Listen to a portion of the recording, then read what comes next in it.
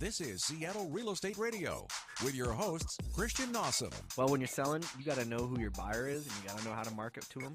I do. And Dan Keller, mortgage expert with New American Funding. Hey, rates are important, but strategy matters more than ever. For the next hour, you'll learn impactful insider information as Christian and Dan teach about the ins and outs of Seattle's real estate market. Now, here's Christian and Dan. Hello, and welcome to Seattle Real Estate Radio here on KKOL 1300 AM. We have a very, very special guest in the studio with us today. We have Mr. Hudson Keller, who is Dan's 8-year-old son, and it is his birthday today. So, Hud, you want to say something? What's up, man?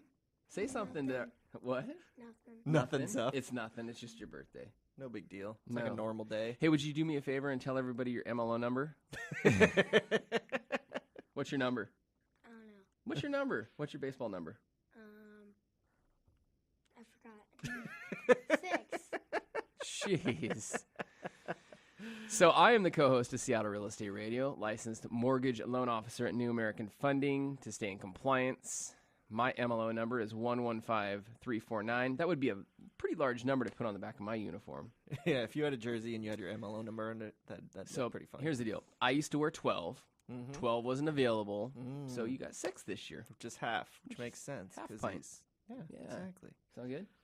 So, hey, Cool. we wanted to introduce all of our listeners and all of our friends and clients that watch the show. You're on video, too. Wave to the camera, buddy.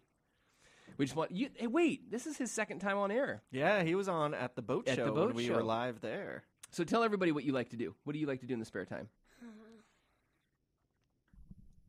What do we do? What's spare time? What in your free time? What do you like to do? What do you do when you hang out? What do you like to do for fun? Go fishing. Yeah, Yeah. fishing with Christian not too long back. What's your favorite kind of fish to catch? Coho. Coho. But Yeah. what do you call them? What do you call them? King salmon. Well, cohos aren't kings. Chinooks are kings, right? Little stage fright. Crazy coho. Well, that's what you we said. woke up this morning, and he wanted to go to work with me, and I said, well, we're going to work, but we're on the radio today as well. And he was like, really? At the boat show? We're going to the boat show again? So, not as glamorous, but we're right across the street. Yeah. We don't always record from the boat show. No. We're not always live there. We're in the studio. So, Anyways. today we got a great show. We're going to have Mike Faast with Faast Painting on today, and he's going to kind of give us some tips on what to look for, what to look out for, what kind of paints to use, all that fun stuff when you're looking to hire a painter so that you don't hire the wrong one. Yeah. So it's going to be a good show. I'm looking forward to it. And I don't know if I ever introduced myself. I don't know. I know you said your MLO number. Did you ever even say your name? I did. You did? I did. All right. Well. And if you don't know who I am by now, Yeah, I'm pretty sure I know who you are. if it's your first time listening, that is Christian Nossum, Seattle's, in my opinion, best real estate agent. Whoa. The best there is out there. Well, and that's just not only my opinion. You got some pretty nice awards been thrown your way in the last year. So he's doing a great job in a crazy, crazy market. I'm on the opposite side of it. I'm in finance. We came together about a year ago and whipped out this little thing called Seattle Real Estate Radio. And we come to you every Monday from, 3 to 4, right? Yeah, 3 to 4. I don't even know what day of week.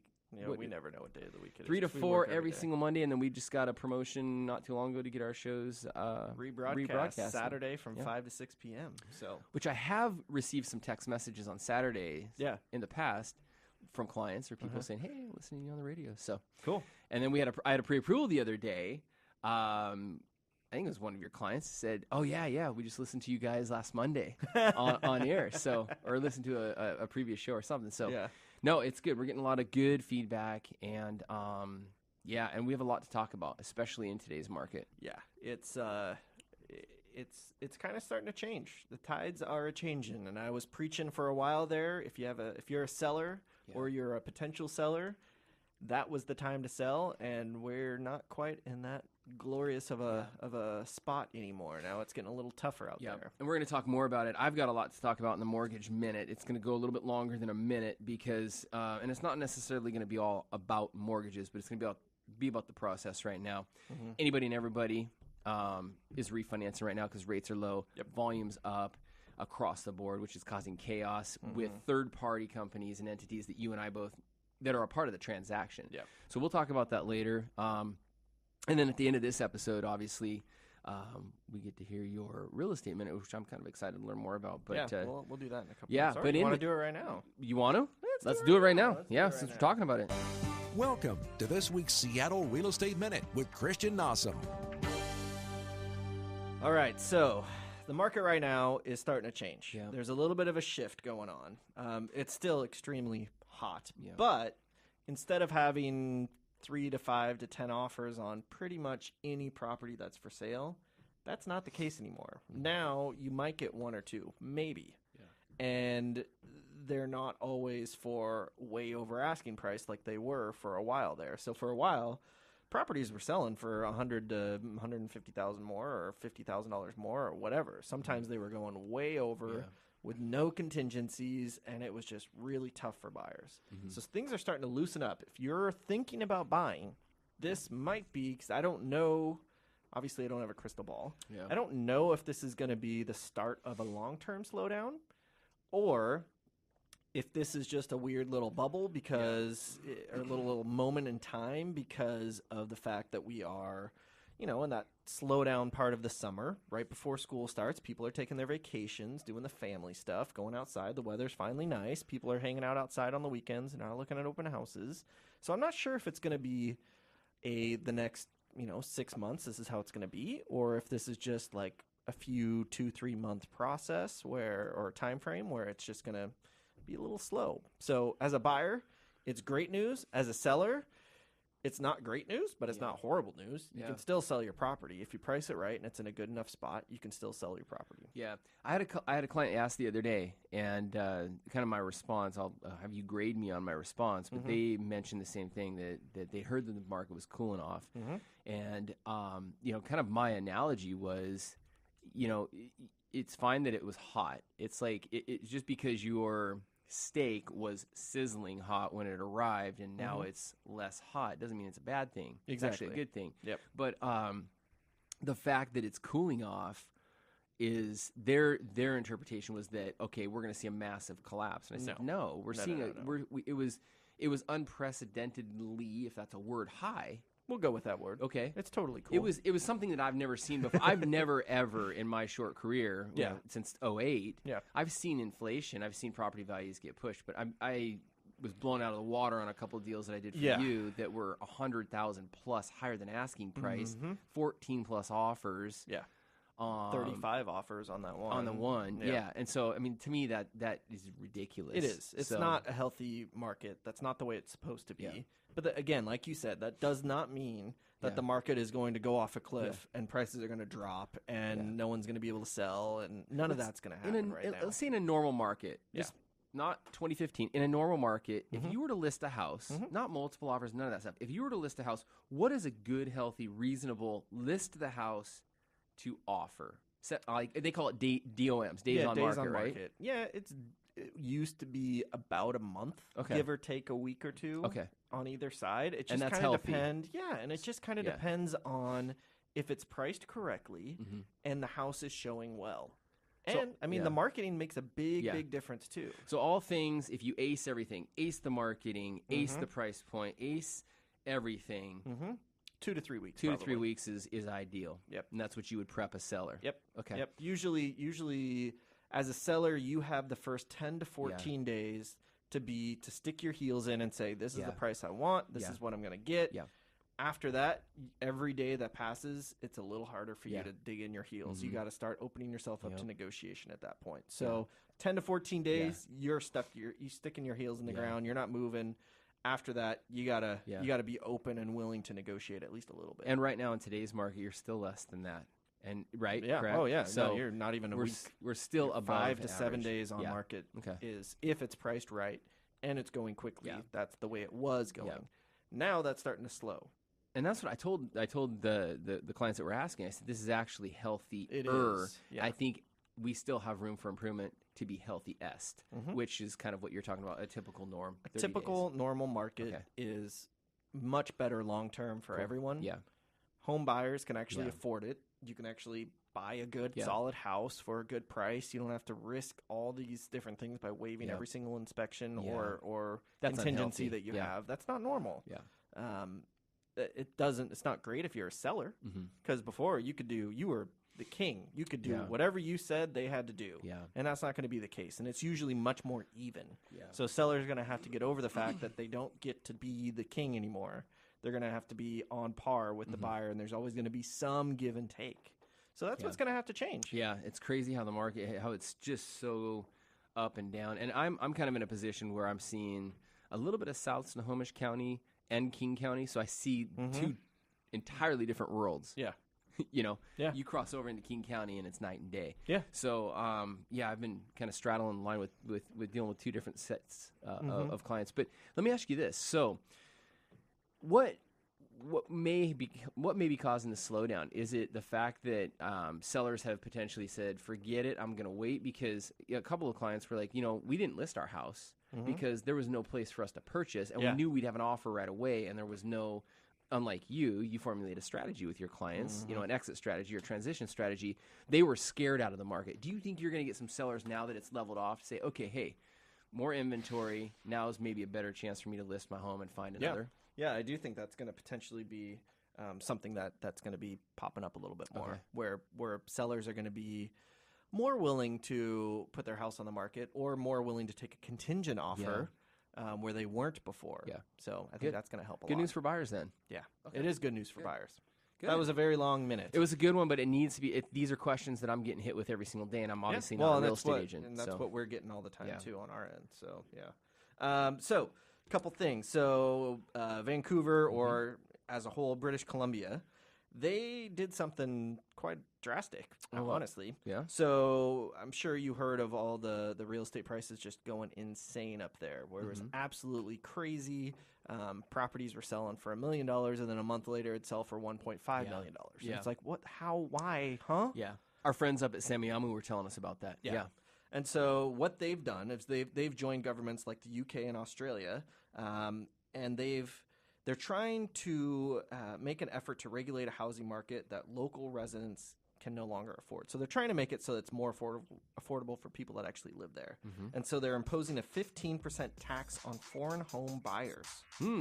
Kind of crazy. That's kind of big news. Yeah, let's come back to that. That's crazy news. It is kind of crazy. Okay. So we got Mike Faast coming up next with Faast Painting. Yep. So stay tuned for more Seattle Real Estate Radio after the break. Thank you, Hudson, for being on the radio. Yeah. You were awesome. Say bye. Stay tuned. There's more Seattle Real Estate Radio coming up here on Business Radio 1300 KKOL. We're back with more Seattle Real Estate Radio with your hosts, Christian Nossum and Dan Keller. Hello, and welcome back to Seattle Real Estate Radio here on KKOL 1300 AM. I almost forgot the radio station's name right there. Good job, Christian. Not good. Got a few things on my mind at this minute, apparently. Yeah. Welcome back. Today we have Mike Faast of Faast Painting on, and the reason that we brought him on is because I want to make sure, because I get a lot of questions from my clients when they're buying and selling a house. What do I need to do to get my house prepped? And one of the biggest things and the least expensive things to do is paint. Paint makes a big difference. Yeah. So today we have Mike Faast, who is the owner of Faast Painting, and he's going to help us understand what we need to know in order to get the job done, do it correctly, and hire the right person, plus a lot of other good tips. So real quick about Mike. He is the founder and president of Faast Painting, LLC, hailing from Issaquah. He's a Washington State native who's been in business for 30 years, since 1985. Specializes in residential repaints. He also happens to be in numerous bands in the Northwest and a jazz singer. And he is the proud father of 3 and the grandfather of 7 and has been married to Connie for 39 years. I don't know if Shannon can handle me for that long, but apparently she signed up for it. So. You know more about me than I know about me. Well, I've heard some of your, I've Googled you, and I've found some of your music and stuff. You're pretty good. That's great. Plus, I think you added me to your email list, so I always get the updates whenever you guys we are were going to play. Bridle Trails last night. Ooh. Doing a concert in the Bridle Trails State Park. It was great. Nice. Fun. Fun. Beautiful night for it. Yeah. Wow. So he'll paint your house and he'll sing. Yeah, exactly. I try to while not he's do painting. that. Yeah. Although I've had him paint my house. Yeah, I wasn't and singing. He was humming along Oh, the was whole. I really? You were. You don't know you are, but you are. Yes. So, one of the questions that I get quite a bit is when is the best time to paint the exterior of your house? It kind of seems a little obvious in the Northwest, but is that the obvious time? So when is Well, it? yeah. Any day that's not raining is the answer to the question. Exactly. Good luck with that. Yeah, typically June, April. April's often good. We painted the Bohm's Candy Factory in April, right before Easter, and had it done, and we just happened to hit a nice stretch of weather. But April to about October 15th is about the limit, because acrylic paints don't dry well below 50 degrees. Even though they're rated to 32 degrees, and most of the modern paints, they'll be right on the label, rated down to 32 degrees, but try to get it to dry. Interesting. It's very hard to dry after 50 degrees, below 50 degrees. So consequently, I pretty much wrap it up by October 15th, unless somebody needs to have it painted and they're selling it and they don't care. Yeah. They have to have it happen. So at that point, we'll pull out the blowers, go rent some blowers, and heat up the air around the house to get it to dry. So the ideal time is April 15th to about October 15th. Interesting. See, I didn't know that. Yeah. And I've talked to you about this. Maybe not this specifically, but I've talked to you about stuff like this. Yeah. So, Well, and when it's too hot, correct? Because heat Well, can have can have a negative effect as well. Yeah, right? if you eliminate the days that are too hot and too rainy and too cold, you'll never paint in Seattle. So what you do is you try to work the sun. Yeah. So you start in the morning, and the sun typically rolls around, unless a house just has massive amounts of southern exposure. Yeah. But you try to work that sun so you're not in the direct 90-degree rare day that happens here in the Northwest. But typically it's 75 degrees, and you're good to go. Good. interesting. What about cleaning a house prior to painting the exterior? Is that necessary? That is important, yeah. Okay. That Well, is what important happens because if you got dust on the house, and it's hard to get paint to stick to dust. that makes So sense. you want to come in and wash it. We've actually had times when we've come in and used a Joe Max and 10% bleach concentrate and water to a gallon of water, wash the house down, and it really looked like it didn't need to paint. So that's a nice tip for people. If your house is looking a little ugly, get it professionally power washed. You have to have somebody with common sense. You obviously can't take the paint off. Yeah. But you're trying to use the Joe Max to loosen that dirt up and clean it up, and you'll be amazed at how great that house will look as a maintenance kind of thing. That's a good idea to do every couple years. I didn't know that either. And then, of course, if you're going to paint, you want to get the dirt off so the paint will have a Actually better stick. chance to adhere. Yeah. And then, so after you pressure wash it, how long do you have to wait for it to dry in order for the paint to actually stick? We usually wait a week just so people feel good. Yeah. But honestly, it's like, putting a big flag in the air. The house has got a lot of exposed surface to the wind. In the nice summer days, it'll dry in a day or two, probably a day. Wow. But we typically wait a few days just so everybody feels good. 'Cause Got we're a feel-good kind of company. That's why you're singing all the time while you're painting. That's why. So, a couple things. I know that you get asked a lot of questions that are pretty common, like the same ones over and over again. And so I've kind of started to make a little list because I'm super smart like that. No. Elise, our awesome employee over here that works for Seattle Real Estate Radio. Thank you, Elise, for all you do. She came up with a little list. And I'm just going to go over them real quick. Yeah. 10 questions that you should ask your painter before you hire him. So you can chime in and say if you think why that's so important for any of these. So first, obviously, are you licensed and insured? You don't want someone getting hurt on the job because then you could be screwed. It's all fine until something goes wrong. Yeah. So if you're hiring a guy that's not licensed insured because he's a little cheaper, just remember, it's on you if somebody gets hurt. Yeah. For the licensed and insured contractor who has employees covered under state industrial, somebody gets hurt, which sometimes it happens. Yeah. Well, you're on they're ladders covered. and you're doing covered. stuff, so yeah. it makes sense. And there's, we haven't had an accident. I don't even remember the last time we've had. I think I'm the only one who's ever gotten hurt on the job. But, you got to have the safety policies in place. But then if something does go wrong, that's when you want the insurance. Yeah. And, in my 30 years, I had a vase break. I was covered by insurance. They got paid. Didn't cost me anything. Nice. $50 deductible, and it's all good. You got to have that because things happen. Yeah. All right. So another good one is what kind of prep do you do? Do you do caulking, masking, taping off plants? What are you doing, especially on the exterior? Because you don't want that overspray going all over the yard and making your... We do get those kind of questions. What are you going to protect the plants? Yeah. Seems like common sense, but... I've seen it where they don't. Yeah. And the fact is, a lot of what a good paint job is is effort. Yeah. There's a lot of effort that goes in. Product knowledge is important, but you need to apply the effort to get it clean, get it prepped. What does it mean to get it prepped? Well, you clean it, and then there's probably going to be some areas of the house that have some loose paint. You need to scrape, blunt scrape, sometimes sand, sometimes both, and then possibly apply a good bonding primer so that the paint will adhere to the bare wood. And sometimes you have to apply an oil-based primer so you can block the tannins that emit from the cedar Are we talking siding. talking about wine at this point? So tannins come to the surface and they'll look brown, and if you're painting a beige or a light, you'll see that. So Interesting. you need to block that. So there's a good amount of prep that So you gotta goes be along. smart. You can't just throw paint up there and think it's going to look perfect. You have to have some common sense, and go through the process. Good to know. Is there a certain kind of paint that you recommend?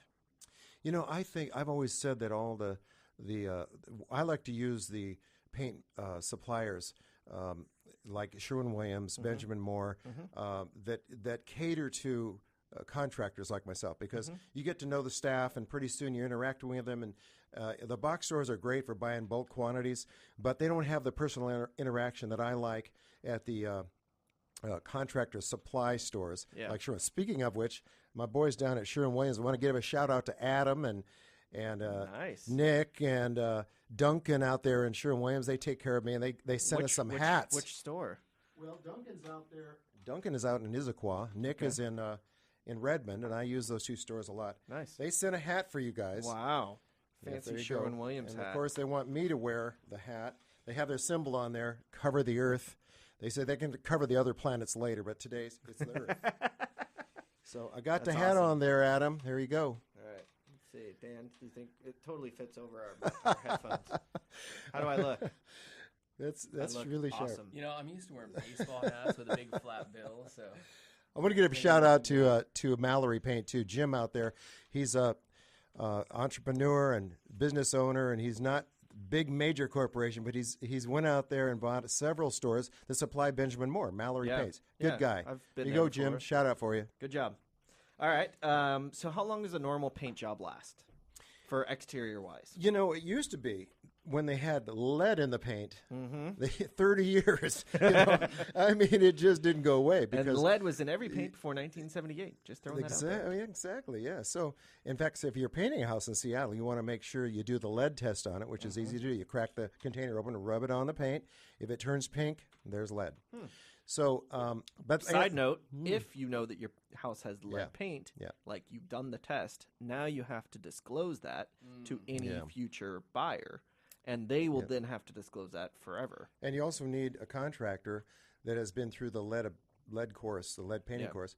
So they use the proper protocol when they put their employees on that paint. They start sanding. They need the right respirators, et cetera. Yep. So, and we've done that. We've been through the lead course. Okay. So anyway, back to your question. Yeah. So without lead, Most people paint it about 10 years, and the reason being is it's probably going to fade, or it's going to be dirty, or it could fail. Now, I've seen really good paints fail on the south end in a few years. By fail, I mean just from a dark green to kind of a bleached out green. And so the new paints are much more environmentally friendly and everything. They're not as hardy, but you still should get 10 years out of a paint. Now, they'll say lifetime. Some companies actually won't rate their paints. They'll just say premium quality. Some of the companies like to put a number on it. Sherwin-Williams, for example, has a lifetime rated paint.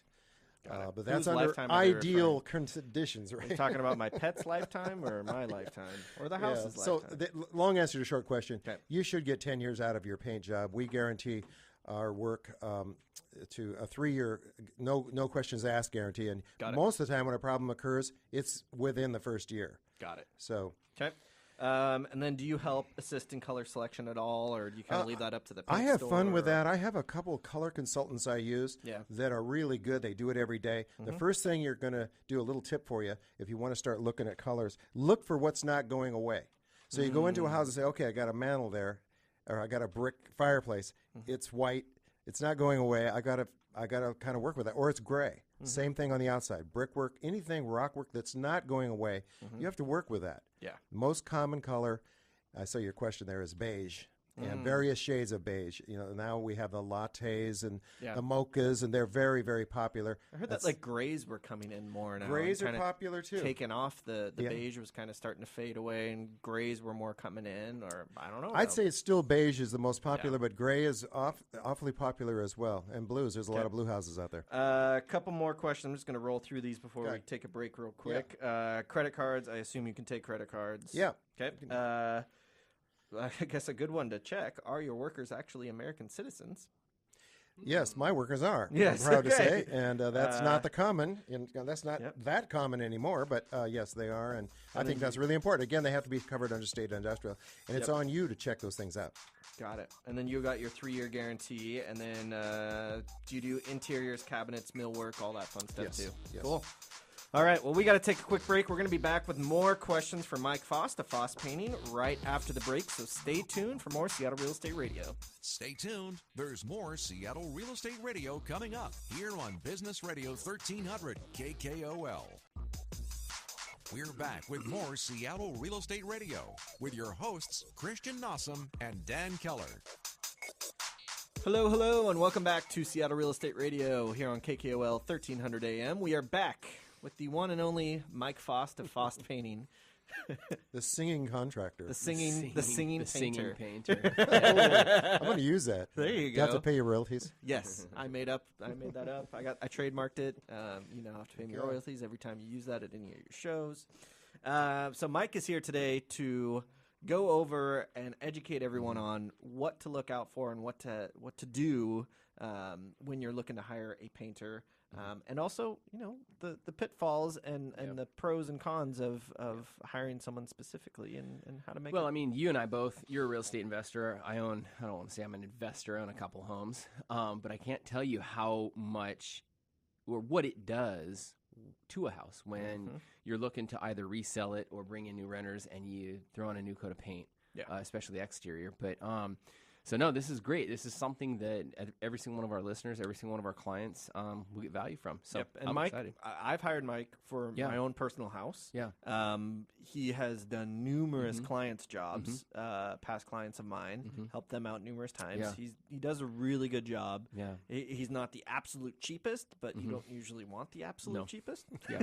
He does really quality work at a good, reasonable price, and he's honest. So Yeah.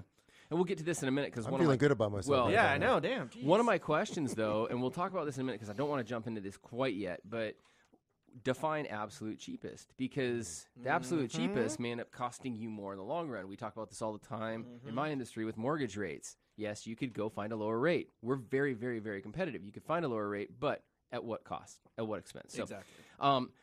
I haven't used you yet. I like you. This guy thinks I look like Bradley Cooper. So instantly, I kind of like him because I think I'm married to a woman, and I think Bradley Cooper's hot. So that's good. So he walks into the room, and he goes, "You look like Bradley Cooper in that American Sniper movie. You know the one where he put on a bunch of weight." Awesome. All muscle I was talking about. Nonetheless, Bradley Cooper, Chris Kyle, both are studs. I'll take it. So anyhow. Mike, love having you on. Hey, I've got a few questions for you. Can I follow up on your comment about cheapest? Yeah, You know, I've got a good friend, Bob Mixon. He's a contract expert for Microsoft, and he'll say, I remember him saying, he says, we're not always the cheapest, but we're usually the least expensive. You can hiring saying. a bad contractor can cost you a lot of money. I gave a bid today where the lady had a contractor come in and they just painted over everything without sanding, cleaning, and now it's going to cost her more money. So just wanted to touch on that. So I'm writing that down because that's great. I love That is a really good So quote. we are not always the cheapest, But usually, but most often, the least expensive. nice. Wow. Very nice. Well, so since we're talking about that, I was going to ask you how, because you're in the construction industry, I have to imagine that it's all about the bid. You know, like Christian said, you're going to go out and you're going to bid a project. How do you handle, I guess, in my industry, I'll call them rate shoppers. In your industry, you call them commission, slappers, whatever. Not what I call them. I don't know but what you all call right. them. I don't call them I just- anything. I call them Commission rate shoppers slappers. because it's, the only thing they're focused on is that doggone percentage rate when there's so many more variables Yeah. that you need to look at. How do you handle somebody that is a bid shopper? Yeah, well, the good news is it's not all about the bid. It's more than just the money. And after you've been in business for a while, you've proven yourself. You're hoping that other people are shouting your praises. Now we have the internet where people can go up there and post, and I think you're hoping. I've left you a You left Yelp me an review. awesome review, and so it's not all about just about the money. You do have to be competitive, no question about that. But there's an element of trust, and your job is to win over the homeowner with your trust. Get them to trust you and trust your reputation that you're going to do an excellent job. And I'm hoping that I can treat them with respect and give them their money's worth. That's what I would want. And so we feel like if you do that over and over again, you're going to be happy. Yeah. They're going to be happy. Yeah. Your employees will be proud of where they work, Yeah. and that's the deal. That's how you beat them down. Is you can't beat somebody that just wants to compare numbers. Yeah. You got to get a little deeper than that. Yeah, because there's so many more things to compare. So, for example, I tell all my clients, and Christian and I just did a home bar You're workshop. thinking Bradley Cooper? He's rock. You guys are a legend in your mind. No, We just did a home buyer workshop, and I explained from a mortgage rate standpoint, there is a delta of maybe between the best price and the worst price in the marketplace, maybe a quarter of a percentage point on interest. Yeah, 0.25%. 0.25% on rate. Yeah, now if you look at that on a $500,000 home over 30 years, yeah, that's a fair amount of money. But all things considered, in your industry, if you were to take the guy that wants to undercut everybody, low quality, and the absolute most expensive, whether it be you or what's the delta between lowest and highest? Sometimes it's really extreme, but other times I'll be surprised that the client will say, you guys are only like $500 apart. Yeah. Every once in a while, though, we'll run into somebody that was $10,000 more, and then you'll find those that are doing it for so cheap. You're going, well, are they going to actually use paint? Yeah. I know one guy, for example, that routinely adds a gallon of paint to every a gallon of water to every 5 gallons of paint, and routinely. And I know this because I hired one of his guys that they finally had a parting, and he happened to be a really good guy. He told me, he says, yeah, that's part of we dilute it.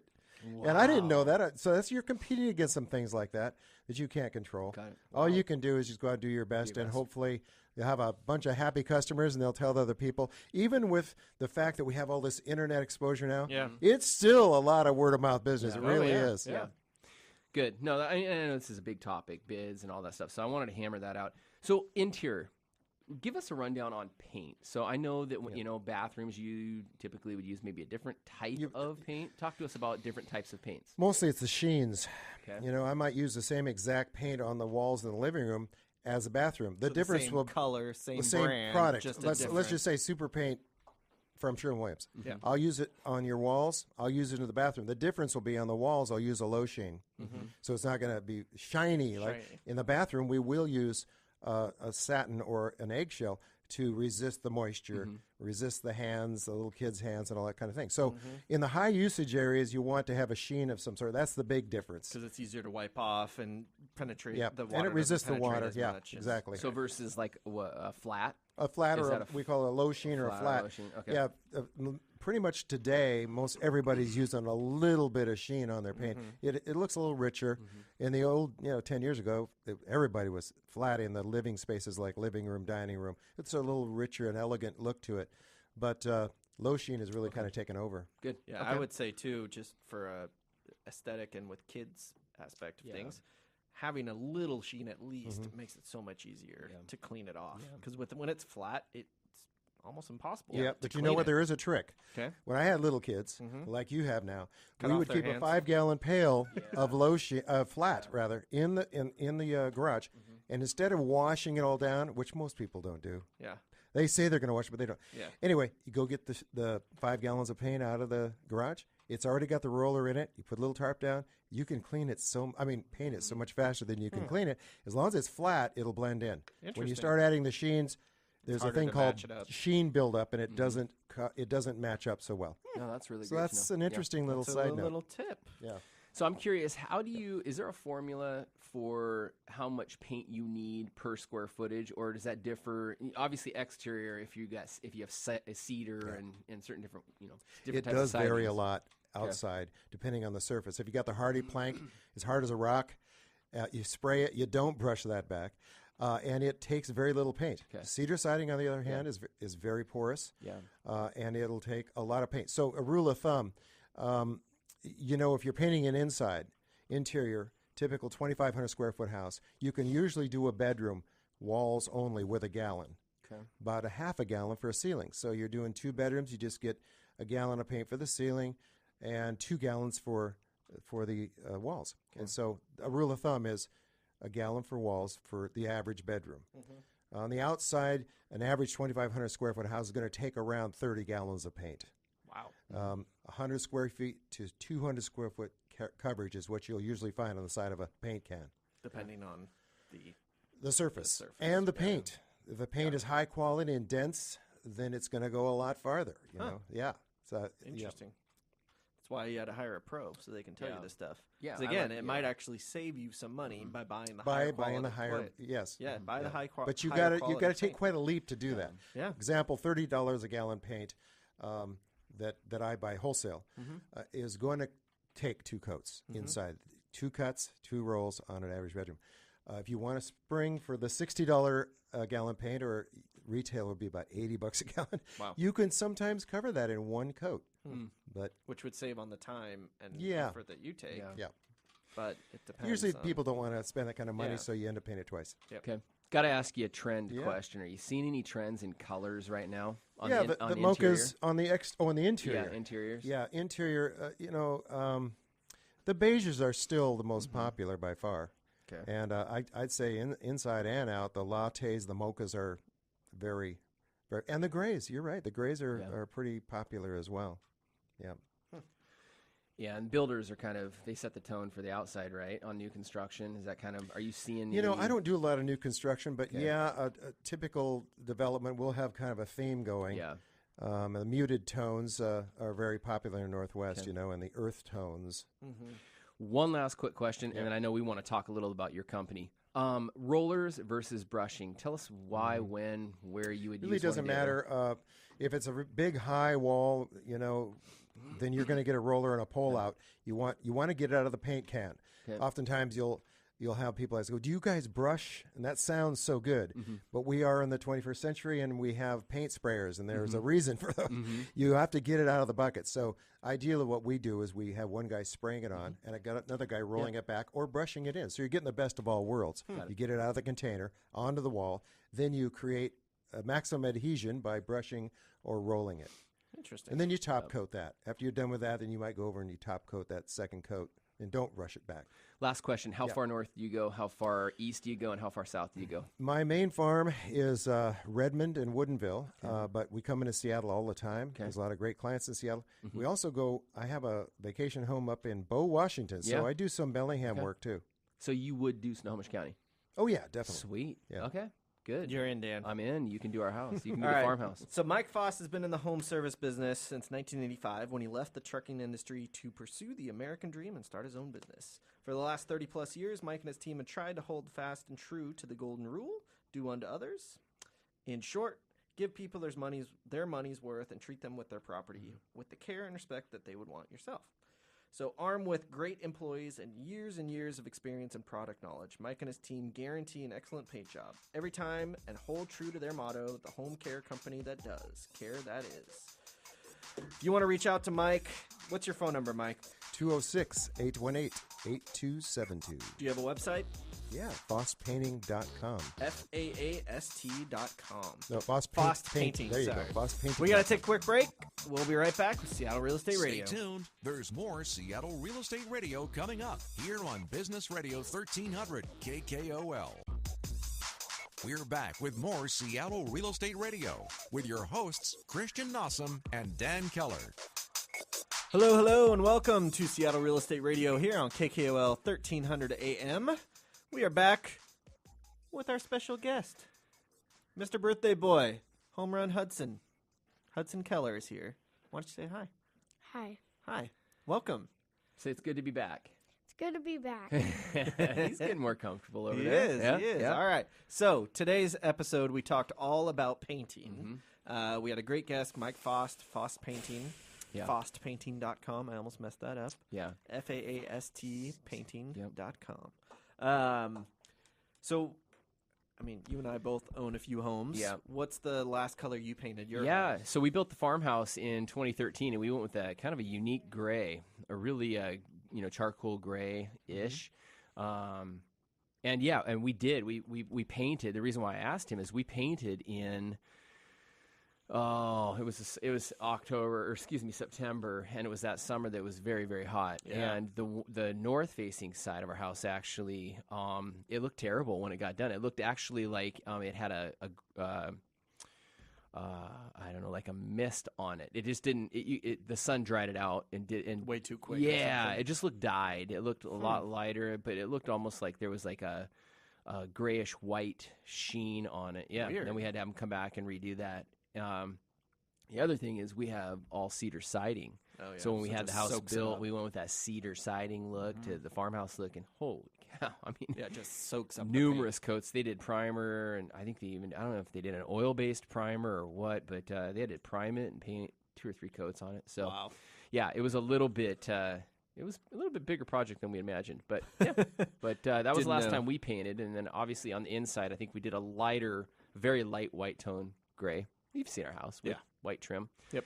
But painting's important. You know, you have a poor painter, and it can mess up a lot of things. So It really can. It can mess things up big time. Yeah. And we re-sided 2 sides of one of our rentals, and the street-facing side and the south wall, which both needed to be redone. And it was a big deal, but it made a huge difference. Yeah. And generally, just so that everyone knows, the south-facing wall of any house is the one that gets all the weather. That's the one the sun's going to beat down, the rain's going to hit it. Yeah. That's the weather side. That's the side that's going to get beat up more than anything. And that's the side you really got to pay attention to for maintenance-wise on your home. And this is what I tell everyone when we're out looking at houses. We always look at the exterior on the south wall. Yeah. Wow. I just showed some clients, last Tuesday. We're looking at a house. They really like the house. We're looking at the south-facing wall, and I noticed there's a bunch of wood rot. And they had no clue. And I put my foot on the very bottom piece of trim on the house, and it just disintegrated. And they had just painted to make it, to cover it up. Cover it up. And it just disintegrated. Wow. And they're like, wow, I had no clue. Yeah. And then I was like, yeah, and then look at this. And I stuck my finger through the trim around the window, and it was all soft and going in. And I mean, people sometimes are slimy. Sometimes they just they don't know because they're not out there touching that side but a of their good house. painter should be able to notice that and call that out too. they should alert covering you up to that. covering that up. Yeah, that's not but you know, good. those are things that like, guys like you can address early on and go and let your clients know that this will be a problem with the appraisal. Yeah, it's going to be a unless problem you're with the paying appraisal. cash, but yeah, It's going to be a problem with you. You're going to have to fix it if you buy this house. Seller probably won't deal with it themselves because that's the market that we're in. So speaking of, that's not totally the market that we're in anymore, but we might be. So well, you know, one of the things that I wanted to do real quick we have a lot of people that follow us on social media. Yep. And so one of the things that I really want to do is I want to kind of take this opportunity we're going to go live on Facebook. Facebook Live.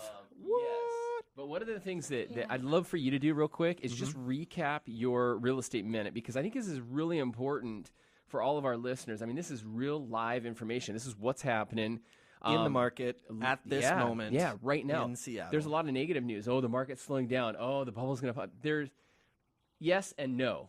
Take it away real quick. Just kind of recap your real estate minute so it's for all of our definitely it is not. We're not going off a cliff, and some people are starting to freak out about that. And I was talking about this in the first segment on the show too, but I'm going to recap real quick. So we're not falling off a cliff. The market is slowing down, and that's a good thing. We're going back to a healthy market.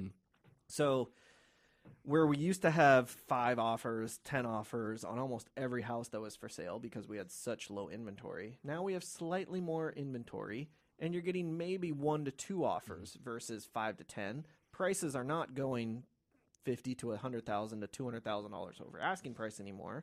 Now they're getting closer to what the asking price is of the house. So as a buyer in this market, this is an opportunity for you to actually get a little bit better of a deal where you're not necessarily paying $50,000, $100,000 more than what prices were, a month ago, 2 months ago. This was not the case. You were having to overpay for almost everything. And now that's starting to change just a little bit. Which is healthy. The other thing that we were talking about, in a typical market, you have what's called, in real estate, you have what's called DOMs, days on market. And that kind of gauges how long it's going to take for your house to sell. In a healthy market, you mentioned, marketing spot on, price point spot on. The house is looking great. The house is looking great in a good area. How long would it normally? How long would you educate someone on days on market? What I was saying in the first segment too is when you're a seller in a normal market, which we have not been in a normal market, but in a normal market as a seller, you have the first 10 to 14 days where you can really dig your heels in and say, this is the price that I'm getting for my house. I'm not going any less. I'm not negotiating with you, Mr. Buyer. I am getting $750 for this house, and that's it. After about 14 days, you got to start listening to any offer that you get because that might be the only one you ever get. So you got those first 2 weeks to really shine, and you got to make your property, your marketing, your photos, curb appeal, your paint job, your staging on the inside. Everything's got to be spot on in order for it to sell. We're going back to a normal market, or maybe we're slightly in a normal market right now, and that's where hiring a true pro makes all the difference now in the world. Now it's gonna rely heavily on hiring a pro, making sure that you're working with a pro, somebody that spends money on marketing, somebody that knows how to get a house ready for sale. All these part-time people aren't going to be able to cut it in that market. It's going to be a lot more difficult. Work. So this is a healthy market. Whether you're in Snohomish County, Pierce County, King County, it's a healthy market. Now, let's flip over to my side of it. I've got my partner, my co-host, my son, birthday boy, Hudson Keller, here in the studio with us. He wanted to come to work with Dad today on his birthday. We're going to talk about mortgages. Anytime I talk about mortgages and mention mortgage rates, I need to disclose my MLO number.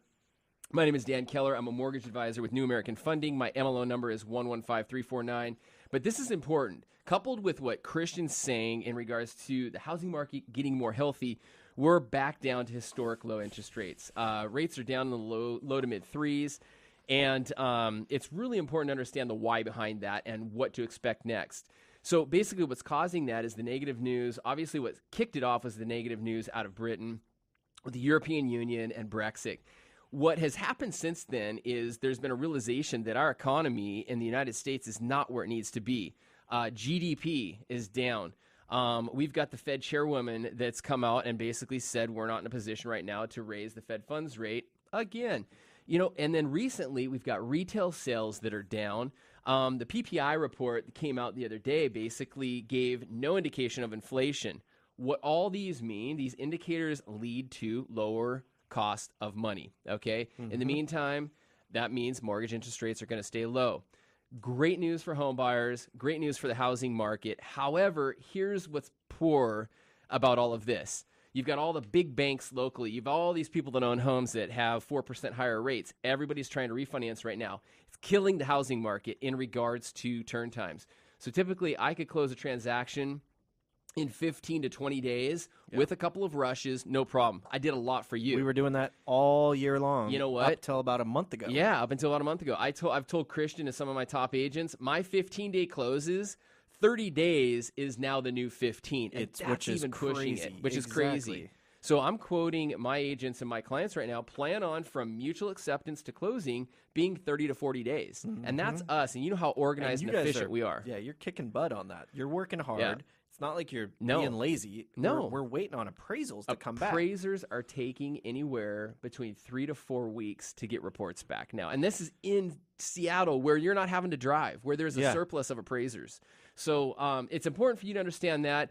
Rates are down. I've said this before. If you have an interest rate over 4% or you're paying private mortgage insurance or you maybe need to draw some money out of your equity, now's a good time to take advantage of low rates and long-term savings. And other than that, thanks for your commentary on the market, man. It's crazy.